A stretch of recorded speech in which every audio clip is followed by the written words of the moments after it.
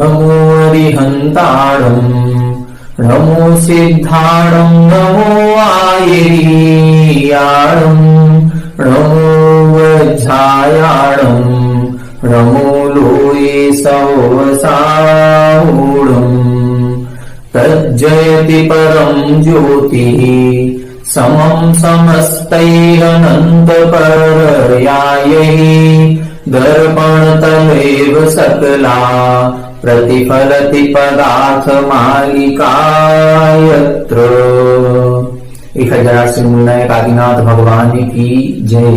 द्वासाम जिनवाणी माता की जय। आचार्य श्रेष्ठ आचार्य गुरुवर श्री 108 अमृत चंद्र स्वामी महाराज की जय। आचार्य श्रेष्ठ आचार्य गुरुवर श्री 108 विद्यासागर जी महाराज की जय। जगत पूज्य निर्यापक श्रवण मुनि पुंगव श्री 108 सुधा सागर जी महाराज की जय। समस्त मुनि संघ की जय। आलोक मोदी स्वाध्याय सुधा यूट्यूब चैनल पर आप सभी दर्शकों का एक बार पुनः हार्दिक स्वागत, हार्दिक अभिनंदन। पूज्यवर आचार्य अमृतचंद्र स्वामी जी द्वारा विरचित श्री पुरुषार्थ सिद्धि उपाय ग्रंथ का हम सभी स्वाध्याय कर रहे हैं और स्वाध्याय करते हुए आचार्य महाराज द्वारा बताए गए श्रावक चर्या को हमने बहुत अच्छी तरह से समझ लिया है। आचार्य महाराज ने ग्रंथ के प्रारंभ में ही कहा था कि सर्वप्रथम मुनिचर्या का उपदेश देना चाहिए, लेकिन यदि मुनिचर्या का उपदेश देने के बाद कोई जीव या कोई व्यक्ति ये कहे कि हम इस चर्या का पालन करने में असमर्थ हैं, तब जाकर के उसको फिर हमें जघन्य उपदेश देना चाहिए, अर्थात श्रावक चर्या का उपदेश देना चाहिए। यहाँ पर मुनिचर्या और श्रावक चर्या का संपूर्ण उपदेश करने के बाद फिर आचार्य महाराज के द्वारा कहा गया कि जो गृहस्थ मुनिचर्या का पालन करने में समर्थ नहीं है, उसको प्रति समय गृहस्थ चर्या का अर्थात श्रावक चर्या का पालन करना चाहिए, क्योंकि जो मोक्ष है उस मोक्ष का जो साक्षात कारण है वो तो मुनिचर्या ही है। लेकिन मुनिचर्या यदि हम पालन करने में असमर्थ हैं तो श्रावक चर्या भी उस मोक्ष को प्राप्त करने का परंपरा कारण होती है। और जो भी रत्नत्रय है, चाहे वो हम सराग रत्नत्रय का पालन करें या वीतराग रत्नत्रय का पालन करें, दोनों ही रत्नत्रय का पालन करने से हमें मोक्ष की प्राप्ति होती है। यहाँ पर एक प्रश्न उठाया गया था, पूर्व कक्षा में हमने समझा था कि कई लोगों की आम धारणा है कि सराग चारित्र का पालन करने से स्वर्ग आदि संपत्ति प्राप्त होती है, देव आयु का बंध होता है, पुण्य कर्म का बंध होता है। तो यहाँ पर यह प्रश्न उठाया गया था, क्या रत्नत्रय भी बंध का कारण हो सकता है?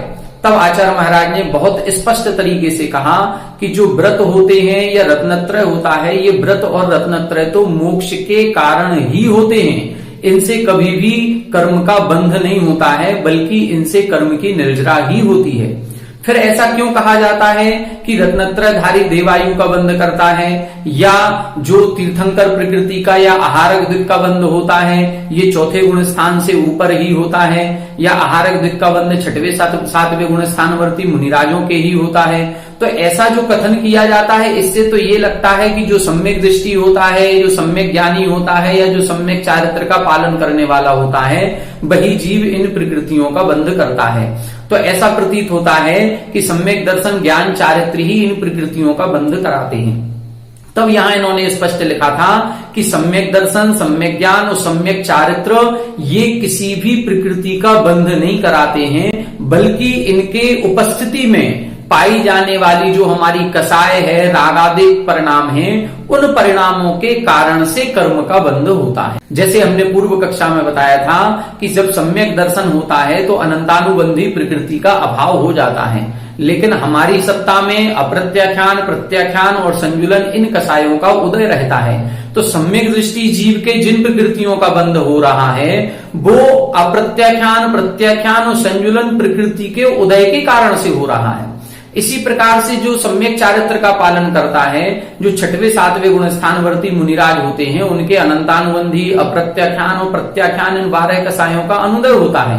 तो जिन 12 कसायों का अनुदय हो गया, उन कसायों के उदय से होने वाला जो आश्रव हो रहा था, उस आश्रव से तो मुनिराज बचते हैं, उनका तो संबर होता है। लेकिन जो अभी संजुलन कसाय और नवनु कसायों का मंद उदय चल रहा है, उस मंद उदय में जो राग द्वेष परिणाम हमारे बनते हैं, उन राग द्वेष परिणामों के कारण से ही अन्य शुभ अशुभ प्रकृतियों का बंध होता है। तो जो रत्नत्रय है, सम्यक दर्शन, सम्यक ज्ञान, सम्यक चारित्र है, ये किसी भी रूप में बंध के कारण नहीं है। ये तो मोक्ष मार्ग है, मोक्ष को ही प्राप्त कराते हैं, अर्थात बंध से मुक्ति दिलाते हैं। बंध के उपाय नहीं है, ये मोक्ष के उपाय है। पूर्व कक्षा में हमने स्पष्ट रूप से पढ़ा था, वहां उन्होंने लिखा था येन अंशेन ज्ञानम, येन अंशेन दर्शनम, येन अंशेन चरित्रम, तेन अंशेन बंधनो न भवति। उस अंश से बंधन नहीं होता है, बल्कि येन अंशेन रागः, जितने अंश में राग भाव होता है उतने अंश में कर्म का बंध होता है। इसका यही अभिप्राय है कि जितनी कसायों से हम निवृत्त हो चुके हैं, वो कसायों के निवृत्त होने से उतने कर्मों का बंध हमको नहीं होता है। लेकिन जो कसायों का अभी उदय चल रहा है, जो प्रवृत्ति हमारी चल रही है, जैसे मान लो हमने अहिंसा व्रत का पालन किया और अहिंसा व्रत का पालन करते हुए हमने त्रस हिंसा का त्याग कर दिया, लेकिन स्थावर हिंसा यदि हमसे हो रही है तो त्रस हिंसा के द्वारा जो हमको पाप कर्म का बंध होना था वो अब कर्म का बंध हमको नहीं होगा। लेकिन जो स्थावर हिंसा हमसे हो रही है उस स्थावर हिंसा से हमारे पाप कर्म का बंध होगा। तो जितने अंशों में हमारी निवृत्ति होती है, जितने अंशों में हम पंचेंद्रिय के विषय भोगों से दूर होते हैं या 5 पापों से दूर होते हैं, उतने अंशों में हम कर्म बंध से भी बचते हैं। और जितने अंशों में हमारी प्रवृत्ति होती है, चाहे भले वो बोलने रूप हो रही हो, चाहे भले वो चलने रूप हो रही हो, या चाहे भले वो किसी भी प्रकार से चिंतन रूप में हो रही हो, मन वचन काय की जिस प्रकार से भी प्रवृत्ति होगी, उस प्रवृत्ति के रूप में हमको उस कसाय के उदय अनुदय के हिसाब से कर्म का बंध होगा ही होगा। अब यहां पर बंध की अपेक्षा से बता रहे हैं कि बंध 4 प्रकार का होता है, प्रकृति बंध, प्रदेश बंध, स्थिति बंध और अनुभाग बंध। इनमें से प्रकृति बंध और प्रदेश बंध तो योग से होता है और स्थिति अनुभाग बंध कसाय से होता है।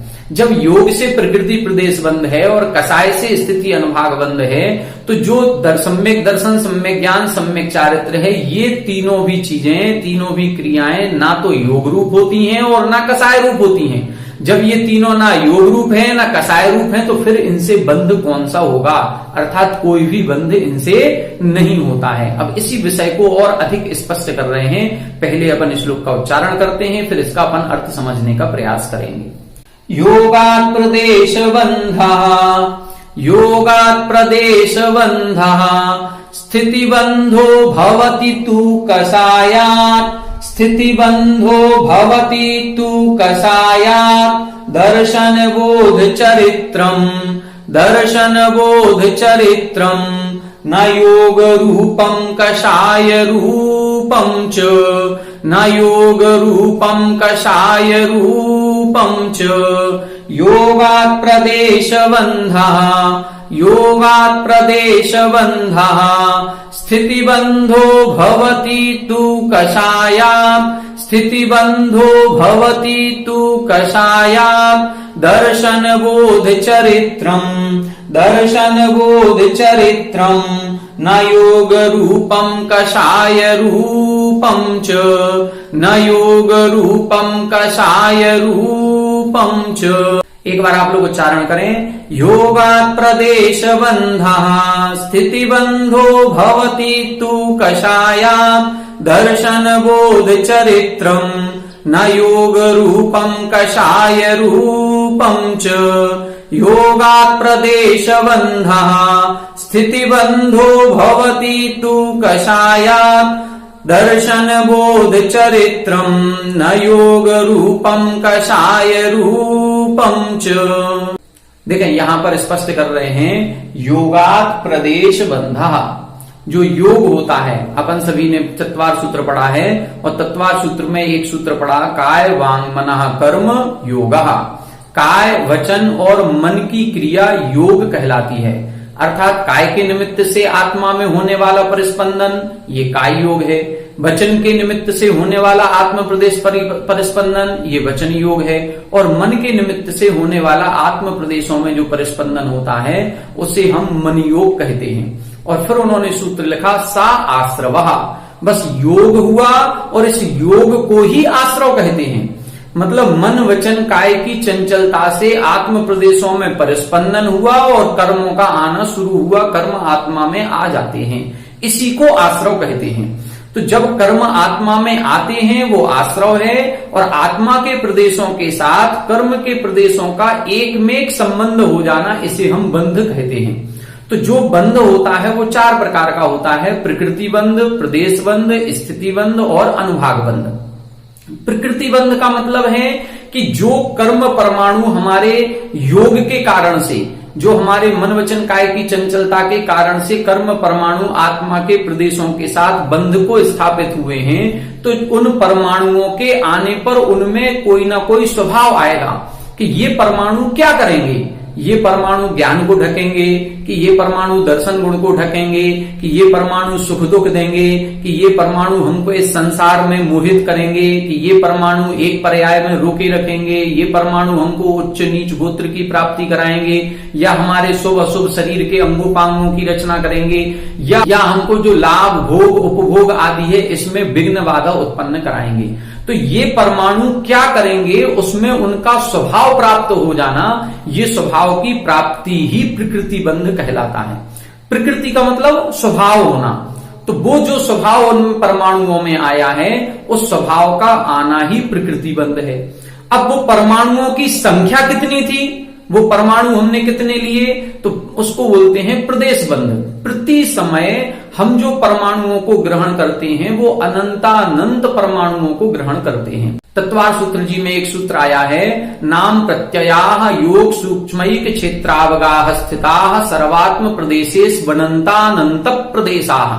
अनंतानंत प्रदेशाः अर्थात प्रति समय अनंतानंत परमाणुओं को हम प्रति समय ग्रहण करते हैं। वो जो परमाणुओं की संख्या क्वांटिटी हुई, इसको हम प्रदेश बंध कहते हैं। ठीक है। अब प्रदेश बंध के बाद जो परमाणु आए हैं, इन परमाणुओं में नेचर भी आ गया, स्वभाव आ गया कि हमने जो अनंतानंत परमाणु लिए, इनमें से 5 लाख परमाणु ज्ञान को ढकेंगे, 10 लाख परमाणु हमें सुख दुख देंगे, 2 लाख परमाणु हमें उच्च नीच गोत्र की प्राप्ति कराएंगे। ये जो डिवाइडेशन कर दिया हमने, ये हमारा प्रकृति बंध हो गया और प्रदेश बंध हो गया। अब इसके बाद होता है स्थिति और अनुभाग। अब ये जो परमाणुओं में एक स्वभाव आया है कि ये ज्ञान गुण को ढकेंगे, तो ये ज्ञान गुण को कब तक ढकेंगे, उसकी काल मर्यादा कितनी होगी, उस स्थिति को हम बोलते हैं स्थिति बंध। जैसे कोई परमाणु हमारे आए हैं, मान लो 5 लाख परमाणुओं का बंध हुआ, जिनमें एक स्वभाव आ गया कि ये सुख देंगे, तो ये हमको सुखी कब तक बनाएंगे, कब तक ये सुख देंगे, ये 100 वर्षों तक सुखी करेंगे, या घंटे 2 घंटे सुखी करेंगे, या हम 2-4 सागरों के लिए सुखी हो जाएंगे। तो कितने वर्ष के लिए हम सुखी होंगे, उसकी काल ड्यूरेशन जो होती है उसको हम स्थिति बंध कहते हैं। और अनुभाग बंध का मतलब होता है कि ये हमको सुख तो देंगे, लेकिन कितना सुख देंगे, उसकी पावर कितनी होगी, उसकी फलदान शक्ति कितनी होगी।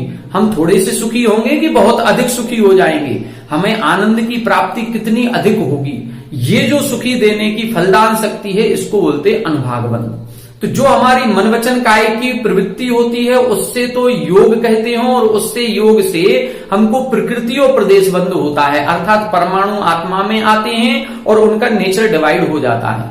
अब उस योग के होते समय हमारे आत्म परिणाम कैसे थे, तीव्र क्रोध रूप थे, या मंद क्रोध रूप थे, या मध्यम क्रोध रूप थे। मतलब कसाय की तीव्रता के परिणाम थे, या कसाय की मंदता के परिणाम थे, या कसाय के मध्यम परिणाम थे। जैसे परिणाम हमारे होते हैं, वैसी उसकी स्थिति और अनुभाग पड़ती है। यदि हमारे परिणाम अच्छे थे, तो हमारे शुभ परिणामों के कारण से शुभ प्रकृतियों में अनुभाग ज्यादा होगा, और हमारे अशुभ परिणामों से अशुभ प्रकृतियों में अनुभाग ज्यादा होगा। जब हम शुभ परिणाम करेंगे तो अशुभ प्रकृतियों का अनुभाग कम होगा, शुभ प्रकृतियों का ज्यादा। अशुभ परिणामों से अशुभ प्रकृतियों का ज्यादा, शुभ प्रकृतियों का कम। तो हमारे मन वचन काय की प्रवृत्ति कैसी हो रही है, शुभ अशुभ, उससे तो हमें शुभ अशुभ पुण्य पाप प्रकृतियां बनेंगी, लेकिन शुभ अशुभ कसाय के परिणामों से, कसाय की तीव्रता और मंदता से उनमें स्थिति अनुभाग आता है। इस प्रकार से ये 4 प्रकार का बंध होता है। तो यहां स्पष्ट लिखा योगात् प्रदेश बंधः, योग से तो प्रदेश बंध होता है, प्रदेश बंध से यहां पर प्रकृति बंध का भी ग्रहण करना है। इन्होंने एक ही बंध का नाम लिखा है योगात् प्रदेश बंधः, अर्थात योग से प्रदेश बंध और प्रकृति बंध होता है। स्थिति बंधो भवति तु कसायात्, कसाय से स्थिति बंध अर्थात स्थिति और अनुभाग बंध, दो बंधों का यहां ग्रहण करेंगे। स्थिति में अनुभाग बंध छुपा हुआ है और प्रदेश बंध में प्रकृति बंध छुपा हुआ है। तो योग से प्रकृति और प्रदेश बंध होता है, कसाय से स्थिति और अनुभाग बंध होता है। अब यहां बता रहे दर्शन बोध चरित्रम, जो सम्यक दर्शन है, सम्यक ज्ञान है या जो सम्यक चारित्र है, ये तीनों भी क्रियाएं न योग रूपम न च कसाय रूपम, ना ये तीनों क्रियाएं योग रूप होती हैं और ना ये तीनों क्रियाएं कसाय रूप होती हैं। ये तो कसाय के अभाव में प्रकट होने वाला परिणाम है। सम्यक दर्शन अनंतानुबंधी कसाय के अनुदय में प्रकट होता है। सम्यक चारित्र, यदि हम देश चारित्र की बात करें तो अनंतानुबंधी अप्रत्याख्यानावरण कसाय के अनुदय में प्रकट होता है। बस ये बात अलग है कि इस देश चारित्र के होने में या होते हुए हमारे अभी प्रत्याख्यानावरण और संजुलन कसाय का उदय चल रहा है। तो जब संजुलन कसाय और प्रत्याख्यानावरण कसाय का उदय चलेगा तो उस उदय के कारण कर्मों का बंध हो रहा है। वो सम्यक दर्शन या देश चारित्र के कारण से कर्मों का बंध नहीं है, क्योंकि सम्यक दर्शन, सम्यक ज्ञान और सम्यक चारित्र ना तो योग रूप है और ना कसाय रूप है। तो यहां बहुत अच्छे से इन्होंने स्पष्ट कर दिया कि मन वचन काय की जो प्रवृत्ति होती है, मन वचन काय की प्रवृत्ति योग कहलाती है और उस योग से प्रकृति और प्रदेश बंध होता है। स्थिति बंध और अनुभाग बंध कसाय से होता है, और जबकि सम्यक दर्शन, सम्यक ज्ञान और सम्यक चारित्र ये तो आत्मा का स्वभाव है। जैसे सिद्ध परमेष्ठी हैं, सिद्ध परमेष्ठियों के ना योग है और ना उनके कसाय है, लेकिन उनके सम्यक दर्शन है कि नहीं है, छायक सम्यक दर्शन है।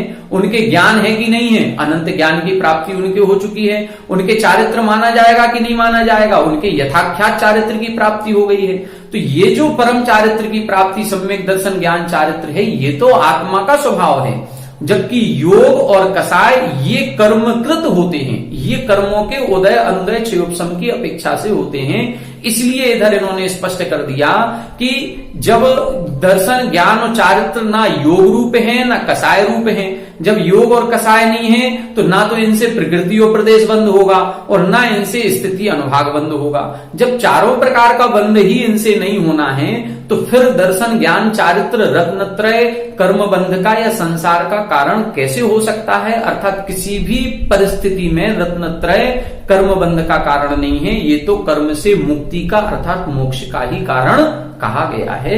ये इन्होंने बहुत अच्छी तरह से स्पष्ट यहां पर कर दिया। अब अगले श्लोक में और अच्छे से स्पष्ट कर रहे हैं, जहां पर सम्यक दर्शन, सम्यक ज्ञान और सम्यक चारित्र की परिभाषा देते हुए, जो अभी हमने आपको इस श्लोक की व्याख्या में समझाया है कि सम्यक दर्शन ज्ञान चारित्र क्या कहलाता है, इसके स्वरूप को समझें और बंध के स्वरूप को समझें और फिर दोनों में निर्णय करें कि इसका स्वरूप भिन्न है और बंध का स्वरूप भिन्न है।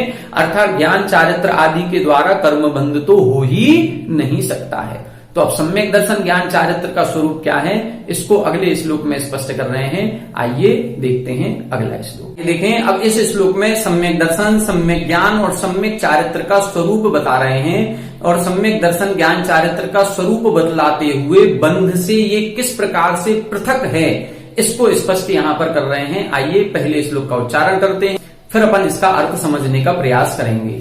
दर्शनमात्म विनिश्चिति, दर्शनमात्म विनिश्चिति, रात्म परिज्ञान मिष्यते बोधः, रात्म परिज्ञान मिष्यते बोधः, स्थितिरात्मनि चरित्रम्, स्थितिरात्मनि चरित्रम्, कुत एतेभ्यो भवति बन्धः, कुत एतेभ्यो भवति बन्धः।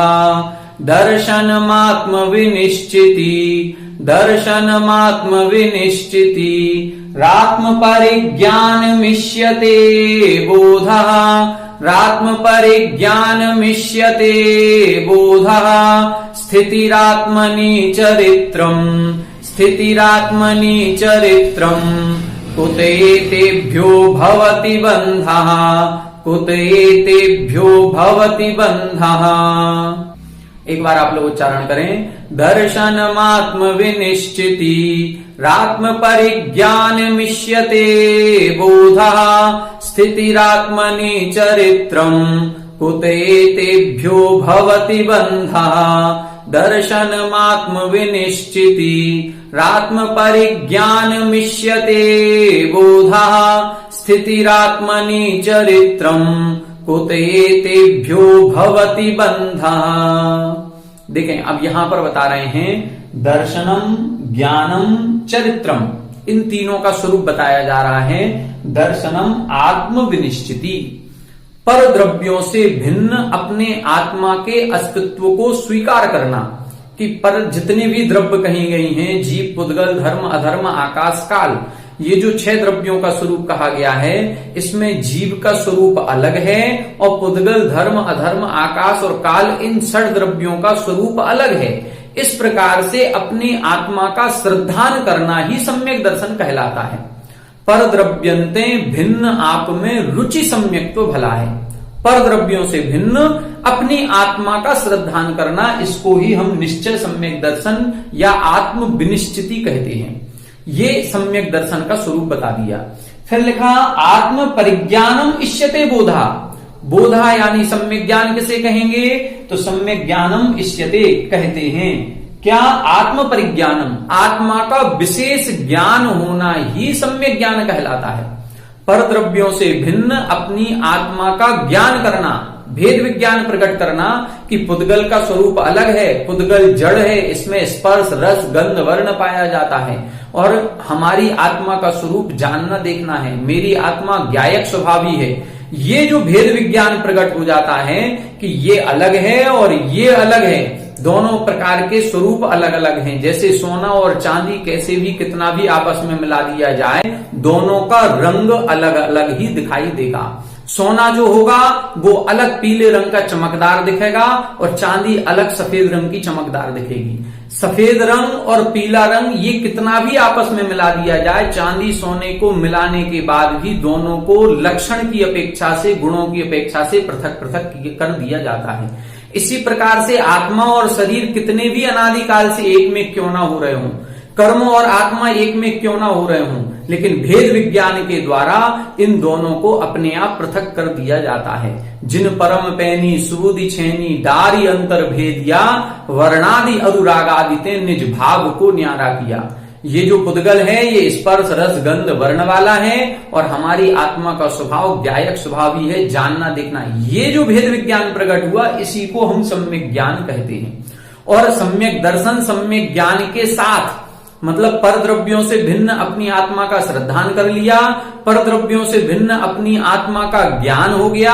अब श्रद्धान और ज्ञान से सहित अब अपनी आत्मा में ही लीन हो जाना, स्थिति ही आत्मनि, आत्मा में ही स्थित हो जाना, इसका नाम चरित्रम, ये चरित्र कहलाता है। तो सम्यक दर्शन, सम्यक ज्ञान और सम्यक चारित्र तो केवल अपने आत्म स्वरूप का श्रद्धान, ज्ञान और आचरण करना है। अब जब ये श्रद्धान, ज्ञान और आचरण करना है तो कुत एतेभ्यो भवति बंधः। हम अपने आत्म स्वरूप को जान रहे हैं, हम अपने आत्म स्वरूप का श्रद्धान कर रहे हैं, हम अपने आत्म स्वरूप में लीन हो रहे हैं। इसमें ना तो हमारे मन वचन काय की कोई चंचलता है और ना इसमें हमारे कोई भी कसाय भाव का उदय होता है। तब इधर कुत एतेभ्यो भवति बंधा, इनसे फिर कर्मबंध कैसे हो सकता है? अर्थात किसी भी रूप में कर्मबंध नहीं होगा। सम्यक दर्शन, सम्यक ज्ञान और सम्यक चारित्र कभी बंध के प्रत्यय हो ही नहीं सकते। मिथ्यात्व को तो बंध का प्रत्यय लिखा है, योग को बंध का प्रत्यय लिखा है, कसाय को बंध का प्रत्यय लिखा है, लेकिन सम्यक दर्शन, ज्ञान, चारित्र ये बंध के प्रत्यय नहीं है, बल्कि ये तो बंध से मुक्ति का उपाय है। ये कर्म का बंध नहीं करा सकते हैं। कई स्वाध्यायी जन ऐसा कहने लगे हैं कि जो हमारे महाव्रत उत्पन्न होते हैं ये संजुलन कसाय के उदय में महाव्रत उत्पन्न हुआ है। गलत बात है, ये गलत प्रस्तुतिकरण हमारे सिद्धांत का किया जा रहा है। महाव्रत जो हुए हैं वो अनंतानुबंधी, अप्रत्याख्यान, प्रत्याख्यान कसाय के अनुदय में उत्पन्न होता है। संजुलन कसाय का तो उदय बना रहता है। संजुलन कसाय के उदय में यदि हम महाव्रत मानेंगे तो संजुलन कसाय का उदय तो पहले गुण स्थान में भी है। जब हम संजुलन कसाय के गुण स्थान लिखेंगे तो पहले गुण स्थान से 10वें गुण स्थान तक लिखा जाएगा। अनंतानुबंधी का उदय पहले गुण स्थान से दूसरे गुण स्थान तक, अप्रत्याख्यान का पहले गुण स्थान से चौथे गुण स्थान तक, प्रत्याख्यान का पहले गुण स्थान से पंचम गुण स्थान तक। तो पहले गुण स्थान में तो चारों कसाय हैं और यदि हम इन कसायों के उदय में सम्यक दर्शन ज्ञान चारित्र मानने लग जाएंगे तो फिर तो पहले गुण स्थान में भी सम्यक दर्शन ज्ञान चारित्र हो जाना चाहिए, लेकिन पहले गुण स्थान में नहीं होता है। ये जो ज्ञान चारित्र सम्यक दर्शन आदि प्रकट होते हैं, ये कसाय के अभाव में प्रकट होते हैं। अनंतानुबंधी का जब अभाव होता है तब जाके चौथे गुण स्थान में हमारा सम्यक दर्शन प्रकट हो जाता है। अप्रत्याख्यान आवरण कसाय का जब अनुदय होता है तब जाकर के पंचम गुण स्थान में देश चारित्र प्रकट होता है। जब अनंतानुबंधी, अप्रत्याख्यान, प्रत्याख्यान इन 12 कसायों का अनुदय होता है तब जाकर के सकल चारित्र प्रकट हो जाता है। और जब चारों भी कसायों का, अनंतानुबंधी, अप्रत्याख्यान, प्रत्याख्यान और संज्वलन और नवनो कसाय, सभी कसायों का अनुदय हो जाता है, तब आत्मा का स्वरूप प्रकट हो जाता है, जिसको हम यथाख्यात चारित्र कहते हैं। तो ये जितने भी चारित्र सम्यक दर्शन ज्ञान चारित्र हैं, ये कसाय के अनुदय में होते हैं, कसाय के उदय में नहीं होते। जब कसाय रूप नहीं है तो फिर इनसे स्थिति और अनुभाग बंध कैसे होगा? अर्थात ये जो बंध का मार्ग नहीं है, जो सम्यक दर्शन ज्ञान चारित्र हैं, ये तो मोक्ष के ही उपाय हैं, साक्षात मोक्ष का उपाय है। यदि हाँ, ये बात अलग है कि यदि हम उस शुद्धोपयोग में, उस वीतराग चारित्र में, उस आत्मा में लीन नहीं हो पा रहे हैं और हमारी प्रवृत्ति हो रही है, तो हम साक्षात आज मोक्ष, इस भाव में मोक्ष प्राप्त नहीं कर पाएंगे। तो फिर अब हम शुभ कर्मों का बंध करेंगे। वो कौन सी कारण से करेंगे? इस सराग चारित्र से कर्म का बंध नहीं हो रहा है। सराग चारित्र के साथ जो हमारी कसायों का उदय है, उनसे कर्म का बंध होगा, तो वो शुभ कर्मों का बंध होगा। और उस शुभ कर्मों का बंध करके अब हम देव पर्याय की प्राप्ति करेंगे, वहां से च्युत होकर के आएंगे, फिर से मुनि अवस्था पालन करके शुद्धोपयोग का प्रयास करेंगे और शुद्धोपयोग में लीन होते ही छपक श्रेणी आरोहण करके शुक्ल ध्यान के द्वारा सभी कर्मों का क्षय करके हम भी मोक्ष की प्राप्ति कर लेंगे। तो जो सराग चारित्र है ये परंपरा से मोक्ष का कारण है, और जो वीतराग चारित्र है वो साक्षात मोक्ष का कारण कहा गया है। इस प्रकार से हमको इसकी व्युत्पत्ति ये समझनी चाहिए। यहाँ पर स्पष्ट कर दिया कि जो रत्नत्रय है वो बंध का उपाय नहीं है, वो मोक्ष का उपाय होता है। ऐसी धारणा बना करके चलना चाहिए और रत्नत्रय को मोक्ष का साक्षात कारण मान करके ही इस रत्नत्रय को ग्रहण करना चाहिए, धारण करने का उपाय बनाना चाहिए। इस प्रकार से आज की कक्षा में इतना ही। आगे की कक्षाओं में इसी विषय को और विस्तार के साथ उपस्थित करेंगे। आप सभी हमारे साथ बने रहें। सभी को जय जय।